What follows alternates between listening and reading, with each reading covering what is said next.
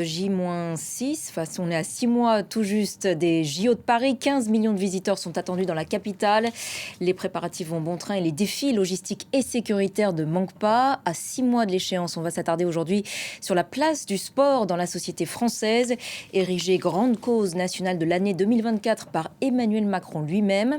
Des mesures ont notamment été prises pour augmenter l'activité physique des jeunes dans les écoles, collèges et lycées, mais le sport ne garde qu'une place mineure au sein des établissements, voire est souvent dévalorisé. Alors avant d'en parler avec notre invité Ayodele Ikwessan, vous voyez ce focus signé Jade Lévin et Caris Garland. Un cri de combat pour décompresser et bien attaquer la journée. Ce cours de taekwondo fait partie du dispositif 30 minutes d'activité physique quotidienne. Une mesure lancée par le gouvernement en 2020 dans les écoles primaires, avec en ligne de mire les Jeux Olympiques de Paris. On monte bien les talons jusqu'aux fesses, j'ai pas vu. Double championne d'Europe Espoir, Solène Avoulette fait partie des sportifs de haut niveau qui accompagnent ce dispositif.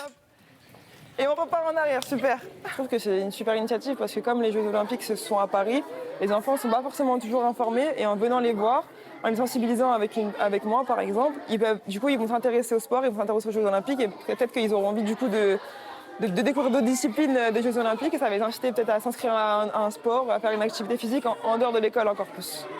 Anna ! Destinée à promouvoir le sport à l'école et à lutter contre la sédentarité grandissante des enfants, ce directeur y voit aussi un moyen d'inculquer la culture de l'effort. Je verrai un lien vraiment entre les valeurs que porte le sport et les valeurs qu'on porte aussi à l'école. C'est l'idée du dépassement de soi, de s'accrocher, de se retrousser les manches et d'attaquer. Paris réussit à Bagneux pour ses élèves de CE2 et de CM2. Oh, c'était trop bien. Je pourrais pas venir chez vous, c'est pas possible. Conquis par cette expérience sportive.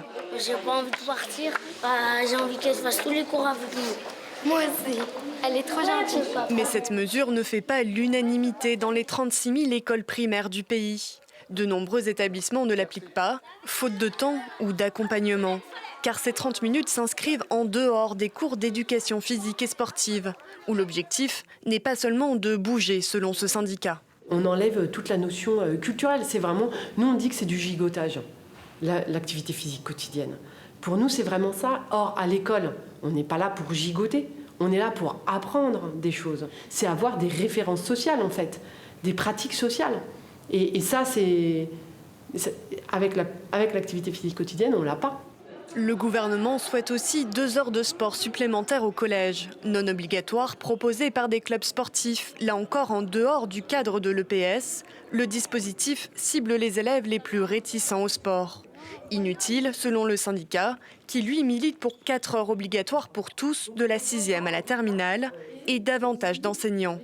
L'année dernière, plus de 2500 heures d'EPS n'ont pas pu être assurées, faute de profs et d'infrastructures sportives. Il faut compter qu'il y a en France 49,6 installations sportives pour 10 000 habitants. Et en région parisienne, c'est 23,4 installations sportives pour 10 000 habitants. Et quand vous arrivez en plus en Seine-Saint-Denis, il y en a encore moins. Donc nous, on attend beaucoup de ces Jeux par rapport aux installations sportives, puisque c'est notre outil de travail. Syndicats, mais aussi athlètes accusent régulièrement la France de ne pas investir suffisamment dans le sport à l'école et dans l'accompagnement des jeunes sportifs vers le haut niveau. Alors, certains établissements cherchent à inverser la tendance. Passionné de basket, Charles a quitté Compiègne pour un lycée proposant un double cursus sport-études en partenariat avec le club de Boulogne-le-Valois.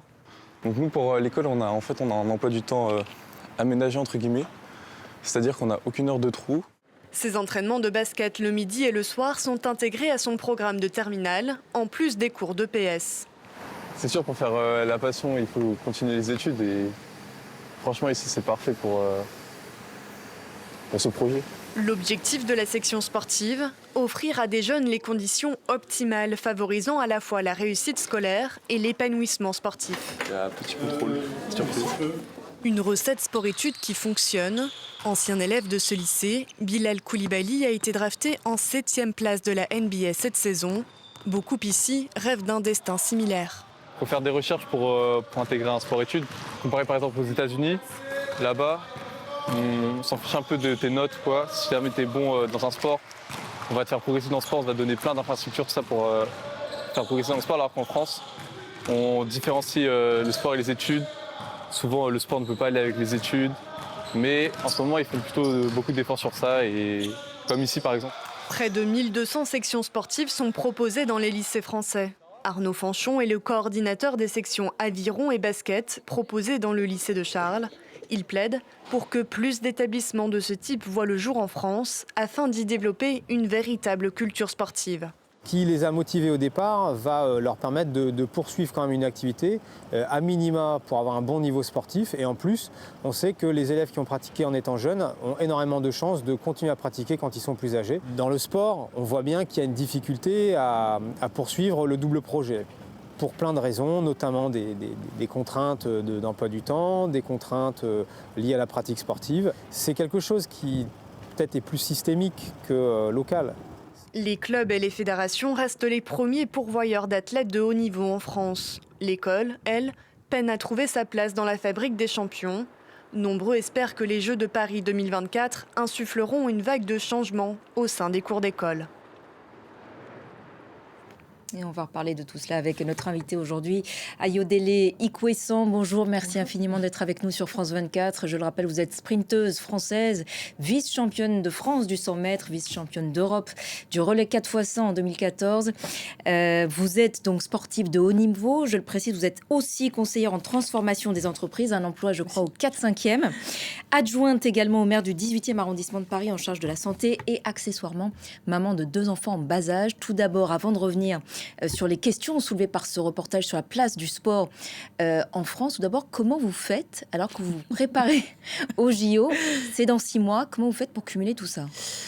Eh ben, c'est beaucoup d'organisation. En fait, je fais, et ça a un peu été dit dans le reportage, c'est les contraintes. C'est-à-dire que aujourd'hui et par le passé, le sport ne m'a jamais permis d'en vivre. Donc voilà, il y a la réalité économique, celle où je suis donc dans l'obligation de travailler. Et ce que j'essaye de faire, c'est de faire un métier qui me plaît. Donc c'est plus facile après de jongler dans ma semaine. Mais voilà, je suis aussi entourée, j'ai des proches à proximité. J'essaye d'optimiser aussi mon temps de déplacement pour aller aux entraînements. Donc mes semaines sont très chargées. Je m'entraîne 7 à 8 fois par semaine, en plus du travail, en plus de mon mandat d'élu et le fait d'être maman. Donc voilà, c'est beaucoup d'organisation. C'est pas mal de fatigue. C'est pas le contexte idéal pour préparer les Jeux Olympiques, mais c'est le contexte que j'ai et que finalement beaucoup d'athlètes aussi ont malheureusement. Et on en parlera peut-être, mais il y a beaucoup de cagnottes en ce moment qui ressortent, ou en tout cas beaucoup de sportifs qui prennent la parole pour raconter la réalité de leur quotidien. Et ce quotidien-là, que celui que je vis, est malheureusement un quotidien qu'on peut retrouver chez pas mal de sportifs et d'athlètes. Et d'autant plus difficile pour vous personnellement, puisque vous êtes arrêtée pendant 5 ans justement pour avoir vos enfants. Vous êtes aussi âgée de 38 ans, ce qui est relativement âgé, en tout cas pour un sportif de haut niveau. Je suis plus âgée que vous, je précise. Est-ce que c'est plus difficile pour vous de vous préparer à ces Jeux Olympiques cette année plutôt que les années précédentes? Oui, c'est plus dur dans le sens où effectivement, moi je reviens de deux enfants, enfin deux arrêts de maternité. C'était aussi un gros challenge de repartir sur le chemin du haut niveau avec tout ce que ça nécessite. Donc du coup, au départ, c'est vrai que quand j'ai annoncé que je reprenais ma carrière sportive, j'ai eu quand même beaucoup de personnes qui étaient assez surprises par ce challenge. Moi, ce que je pense qui est intéressant et ce qui est important, c'est de dire qu'en fait, j'ai toujours voulu arrêter ma carrière, mais parce que j'avais envie d'arrêter, mais pas parce que j'étais maman. Et je trouve que c'est important aussi de changer un peu les mentalités et de se dire que la maternité ne signifie pas une fin de carrière, parce que c'est important aussi de le dire. Et donc, c'est vraiment plutôt travailler sur tout ce qui est autour de l'accompagnement avant la maternité et puis après la maternité pour faciliter ce chemin aux athlètes. Et justement, est-ce que vous avez l'impression que l'État français accompagne suffisamment les champions comme vous ? Alors, je dirais que pas suffisamment. Réellement, ça dépend beaucoup des fédérations, mais concrètement, moi, mon retour de maternité, je le fais avec mon argent, c'est-à-dire, donc c'est pour ça que je travaille à 4/5e encore. Donc, pour moi, non, pas suffisamment. Pas suffisamment aussi de visibilité des sportifs, tout simplement, parce que plus on est visible et plus c'est facile aussi d'avoir des sponsors, et plus on a des sponsors et plus on a des moyens. Donc, pour l'idée, les sponsors, vous devez vous débrouiller c'est ça. seul. C'est ça. sans sponsor, il faut qu'on achète son matériel, il faut tout financer tout seul. Et donc, c'est des coûts. Ça veut dire les entraînements, le matériel, les déplacements en compétition, les déplacements en stage d'entraînement. Tout ça doit être financé. Et quand on n'a pas de sponsor, ça veut dire qu'il faut le financer soi-même. Et ce manque d'accompagnement de l'État français que vous décrivez, ça se ressent aussi sur les performances, du coup ? Oui, ça se ressent notamment sur le fait que dans certaines épreuves et dans certains sports, on a de moins en moins d'athlètes qui font du haut niveau. Et moi, je viens d'un sport qui nécessite qu'on s'entraîne quasiment tous les jours. Et donc, plus on monte vers le haut niveau et plus on a des personnes qui arrêtent prématurément, parce que c'est tout un système aussi qu'il faut interroger. Dans le reportage, on parle du rapport sport et études. Comment est-ce qu'on peut faire les deux en même temps? Quand on n'est pas accompagné ou qu'on n'a pas de dispositif à proximité pour pouvoir faire les deux, c'est plus compliqué. Donc, les athlètes se retrouvent à devoir faire des choix. Qu'est-ce qu'ils pourraient faire on va revenir sur la situation des enfants et le sport à l'école et dans les collèges, mais qu'est-ce qui pourrait faire la différence pour ce qui est des athlètes de haut niveau? Plus d'aide, notamment sur le double parcours, sport-études, plus de visibilité, plus de médiatisation, plus de moyens financiers, à la fois pour les clubs, à la fois pour les sportifs, plus aussi d'accompagnement dans le monde de l'entreprise, parce que aussi les entreprises ont un rôle à jouer en accompagnant mieux les sportifs, donc pas seulement avoir des sportifs avec des contrats d'image, mais aussi en faisant en sorte de faciliter l'intégration d'un sportif dans une entreprise et en lui libérant du temps pour qu'il puisse aussi se consacrer à ses entraînements, à la récupération. Donc c'est aussi tout un système à construire ou à en faire évoluer pour que justement on ne se retrouve pas systématiquement avant des Jeux Olympiques, avant des grands événements sportifs, à parler de la précarité des athlètes qui malheureusement est toujours un sujet aujourd'hui. De manière plus générale, cette fois, votre regard peut-être sur la place du sport dans la société française ?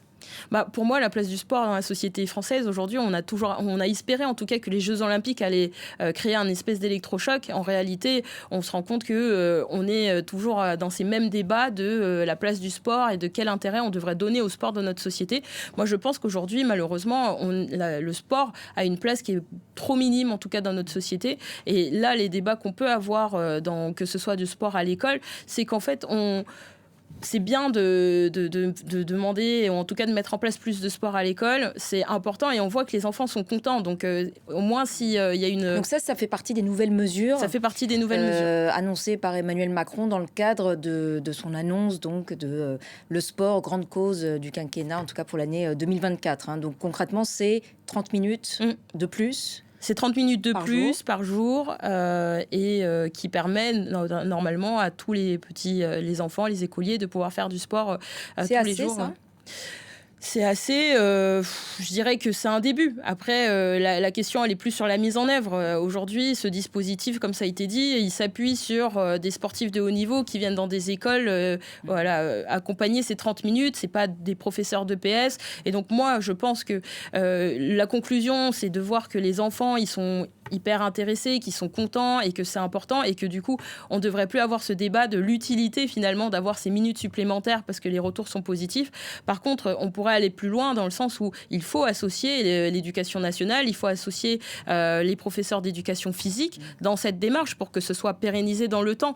Il ne faut pas que ce soit une mesure qui... la direction aussi. Voilà, et la direction. Il ne faut pas que cette mesure s'arrête aux Jeux Olympiques. Si on veut que cette mesure, elle s'inscrive dans le temps, il faut associer toutes les personnes qui œuvrent dans ce domaine, donc à la fois l'éducation nationale, les directions, les professeurs d'EPS et aussi les associations sportives pour que justement adresser ce sujet et pour que ça puisse être efficace. Vous avez le sentiment qu'au sein des établissements scolaires, le sport est un peu le mal-aimé de l'enseignement. Je reprends le terme de Stéphane Diagana, si je me trompe pas. Je pense que malheureusement aujourd'hui, quand on parle du sport ou de l'EPS, c'est vraiment, on considère que c'est un peu la dernière épreuve ou la dernière matière et finalement, ça n'a pas tellement d'enjeux dans notre parcours.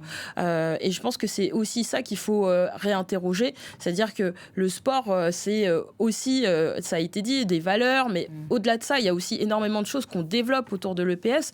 Et donc, je pense qu'il y a aussi ce sujet des moyens qu'on donne au sport. Et des infrastructures. Des infrastructures, parce que c'est un vrai sujet. Pour faire plus d'EPS, il faut aussi avoir des infrastructures à proximité. Et donc, les moyens, recruter aussi plus de profs d'EPS et puis valoriser un peu plus ce parcours. Merci beaucoup Ayodele Ikwesson d'être intervenu sur notre antenne à 6 mois donc des Jeux Olympiques pour lesquels on vous souhaite évidemment tout le meilleur et on suivra vos performance, évidemment. Restez avec nous sur France 24, la suite de Paris Direct dans quelques instants.